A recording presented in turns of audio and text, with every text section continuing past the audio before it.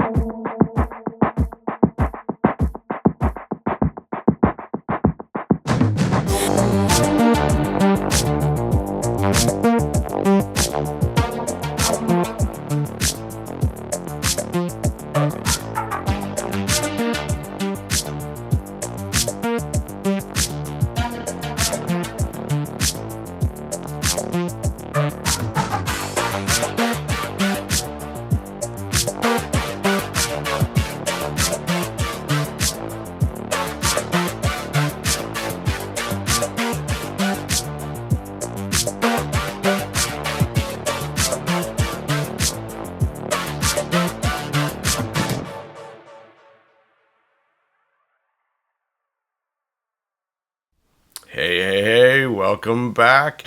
It's a Tone Deaf Monk. I'm super excited today. It is a beautiful sunny day out in the Great White North here in Canada.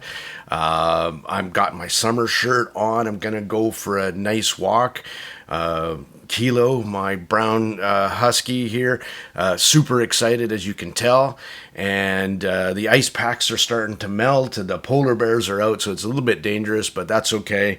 Anyway, we're gonna go for a nice walk. I'm gonna take these with me, and this is the new TRN SHELL. Now, some pretty cool stuff going on here. Right, and later on in this video, I'm going to do a comparison to the white tiger. And I didn't notice this thing had this really kind of fat-ass bulbous shell going on, except for when I got the shell, which had the same shell, and I just noticed, but it was camouflaged. Anyway, I digress. 3 concentric dynamic drivers. Well, sort of. There's 4 drivers in this. There's 3 dynamic drivers. Am I holding up the right fingers? Yes. 3 dynamic drivers and 1 6mm second generation planar driver. Now they got 2 of the drivers concentrically, right, firing down the 10mm beryllium coated driver, and then there's a 10.5, sorry, and then there's an 8mm polyurethane plastic, and then on one housing, right, and then beside it is a 6mm titanium coated and a 6mm planar, and that's how they've got this mounted.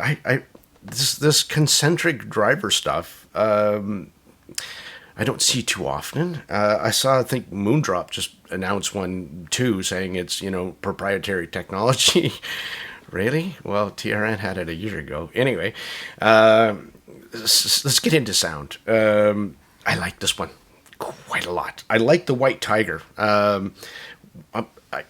If you want to wear something out that probably no one would steal, right here, right? Okay, hold on. I'm freaking dying. I need it because I don't have any hair, as you can see, right? Anyway, it comes with tuning nozzles as well, just to make my life hell.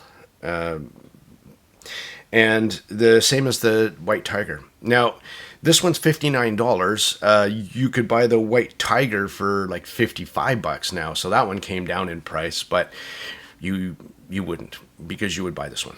Okay, let's talk about the sound of this thing. Fat bass shelf, but so tastefully done and balanced out nicely with a grateful mid-range and a beautiful ear gain that keeps things interesting and fun in this V-shaped tuning. Even though it's kind of a mild V-shape, I quite like it a lot. I like a V. Once in a while. It's fun and entertaining. Bass is organic and still has nice control with it, and that great beryllium bass. I like beryllium drivers or coated drivers. The lower mids benefits with great energy, and the glide from the low bass to the mid bass make piano, cello, the fullness of the notes sound really great. Here's a graph for you MEASURESTABUATORS. Again, I will say this again, graphs are a tool. Really, just use it for that. And if you learn how to read graphs a little bit, and I hope I do in my videos, but I don't focus in on that. It's all about the sound. Here, in this the lower mids don't sound bloated, which, looking at the graph, you might think it would, but it not at all. Or it doesn't have a very much bass bleed at all. Let's put it that way. Where it would, and I use that bass bleed word, it's used a term out there, where energy into the lower mids would kind of muck up instrumental and vocals to a point where it would sound unnatural, and in this case, it certainly does not. The mids do sound very clear, clearer again than what the graph would indicate, and it keeps a fullness to the mids, which I really like, to the notes. That makes vocals, both male and female, sound natural and quite frankly great sounding. I love the way they sounded. Now, just some music. How about D? Randy Rhoads outtakes, the resolution and detail. So here he's smoking something, and he's on his guitar, and you can hear all the everything, and it's really nice resolution details. You can hear the string plucks, the slides when he's doing his finger slides on the guitar. The resolution of the notes are on a level that you would, on a level I think more than you would expect from an IM that only cost $59. That's for sure. And then I threw this even more to a test. Ni Pokansas Meloski, Hani Arani. she is that artist I love in the way she records piano. She records piano with multiple mics, one on the keys, one external, and one in behind on the actual strings of the piano. And she records it in a way where they're mixed nicely, and you can hear the secondary harmonics from the strings in the back of the piano. Really cool. Piano sounds great on the shell, as did the strings with great note weight. That's what I was listening for. While not flagship, level of resolution, I kept thinking, damn, these things are only like $55, $59. And how really balanced and smooth this IM is. TRN, you make some fantastic stuff. There's some hit and misses. This is a hit, I think, for me. Like the conch was, certainly. I liked it when after it came out over the Simgot EA 500 for $25. It just blew it away. This is an IM for those anti-Harman, like myself. We get requests. You Look Good to Me. That was from the album from Oscar Peterson. The triangle ding, ding at the beginning, and the bass, the resonating notes, the strings of the bass and the piano are quite standout. I love jazz on this set very much. I could listen to Oscar Peterson, Ray Brown, Pancho Sanchez all day, all night, and just chill out and have a big smile on my face. Bringing out the emotion. Again, I have way more expensive sets, but I really enjoyed this one as well. So that says a lot. What about getting deep into harmonics of vocals, vocal tonality? House of the Rising Sun by Joan Baez. Now, if you're not familiar who she is or was, she had a very unique voice and a very unique tonality. And again, this is one of these sets that if somebody said, hey, is there a good set you'd recommend for female vocals? Well, here is another set as well that I really do like for female vocals. The shell, again, is not top tier multi-kilobuck resolution, but you just can't stop yourself from saying, damn, well, how much is this, right? It was that kind of, stuff. I'm going to do a couple comparisons. So somebody did ask me, what about the White Tiger? Okay, $50 now. It had the 2 dynamic drivers, so one less dynamic driver, and I think the first generation of 6mm planar. One of the things that I said about this White Tiger was that I really liked the top end. I really liked what that 6mm planar is doing to the top end. And that holds true. Again, coming back to this whole thing, re-listening to this IM and doing the A-B comparison, it really just kind of cemented that thought in my brainer. Again, tuning nozzles is great, so you can fine-tune this thing. The difference between these two, a bit more energy into the upper mids, is what you'd get with the shell, and though it was smoother. But starting from the bottom end, I found the Tiger in the bass department to be punchier and tighter bass, where in the shell it actually goes deeper and has more authority. With a slower kind of big woofer decay, right? So it sounded like a 15 in a ported box versus a 8-inch in a sealed box, is kind of what the bass sounded like. The shell does have fuller mid-ranges, more filled out. And that was because of the energy. And again, here's a graph of the two difference, right? The shell has a smoother top end with more clarity and resolution. And I'm not sure if they said this is a second generation 6mm planar. I'm not sure if something's changed. because I think this what's in the shell is a very even and a continuation on my love for that 6mm planar in the Tiger. This one is just smoother, more natural sounding, a great top end, more clarity and resolution into the shell than the Tiger. And again, they have that same kind of shell, right? I think fingerprint magnet. Oh my God.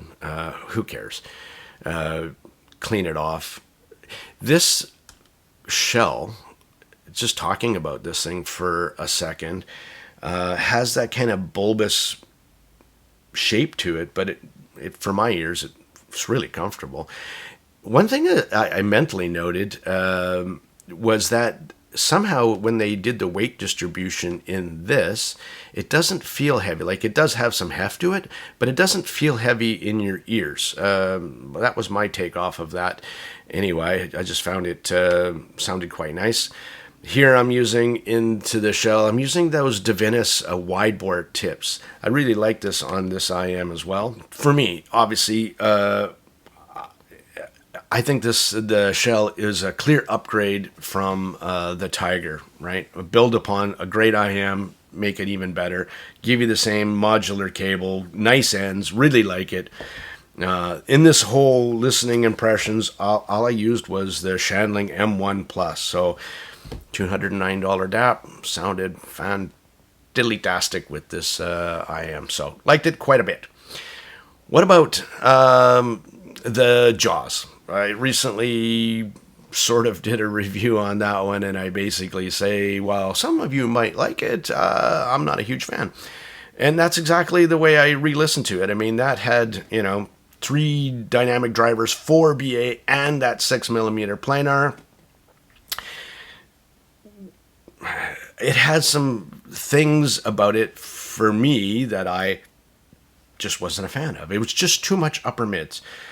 The treble energy, for my preferences, in short bursts were probably pretty good, but it was just too fatiguing for me. Where the shell just has a more filled out mid-range, less upper mid energy, and a smoother top end, and that was more my jam than the Shark was. So, I mean, again, some of you might be, resolution detail seekers but in my case, in this, I found more drivers not to be a better tuning.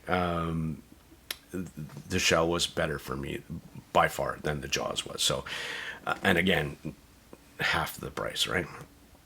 And that was really, as far as I took it as a comparison. Again, I really have a hard time listening to long sessions with the Shark, where the shell for me was, I love it very much. That's it for this review, and I wanted to say thank you for subscribing and watching my channel and me blather on about IMs, and I hope you learned a little bit about this one. If you were thinking about picking it up, well worth the money, and I like it quite a bit, so good job. TRN, again, on a great release. Keep it up with these fabulous cases as well. You're crushing it, really are, and you're kind of embarrassing some others out there, and maybe they'll learn, maybe they won't. Doesn't really matter, because if you guys come to the table with something that's $59 with all of this put together, it's people are noticing. So good job. Out for now.